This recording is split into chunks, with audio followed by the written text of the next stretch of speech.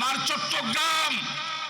চট্টগ্রামকে বাদ দিয়ে বাংলাদেশের কোনো অর্থনীতি হবে না, চট্টগ্রামকে বাদ দিয়ে কোনো বাণিজ্য হবে না, চট্টগ্রামকে বাদ দিয়ে বাংলাদেশের সৌন্দর্য হবে না, চট্টগ্রামকে বাদ দিয়ে বাংলাদেশকে অগ্রসর করা কোনোদিনও সম্ভব হবে না। গতকালকে স্বাভাবিক প্রধানমন্ত্রীকে সালাম দেওয়ার জন্য গেলাম, অনেক লোক দাঁড়ায় রয়েছে, আমি পিছনে দাঁড়ায় রয়েছি। তখন সবাই বলছে এই শাহজাহান ভাই আসছে। আমি চিন্তা করতে পারি উনি আমাকে শাহজাহান ভাই ডাকবে, মনে করেছিলাম হয়তো অন্যভাবে সম্বোধন করবেন। সেই শাহজাহান ভাই আসছে, রাস্তাচারও দেখা করলাম।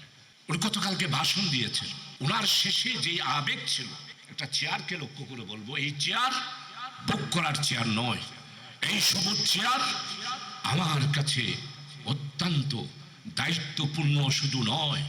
আমি এই চেয়ারে যদি মানুষের ভাগ্যের পরিবর্তনের জন্য সবাই মিলে মানুষের আকাঙ্ক্ষার প্রতীক, আকাঙ্ক্ষার আশা ভরসার স্থল এই পার্লামেন্টে যদি আমরা সবাই মিলে কাজ, এটা বললেই অনেক সদস্যরা আবেগপ্রবণ হয়ে গিয়েছিল।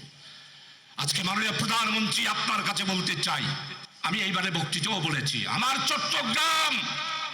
চট্টগ্রামকে বাদ দিয়ে বাংলাদেশের কোনো অর্থনীতি হবে না, চট্টগ্রামকে বাদ দিয়ে কোনো বাণিজ্য হবে না, চট্টগ্রামকে বাদ দিয়ে বাংলাদেশের সৌন্দর্য হবে না, চট্টগ্রামকে বাদ দিয়ে বাংলাদেশকে অগ্রসর করা কোনোদিনও সম্ভব হবে না।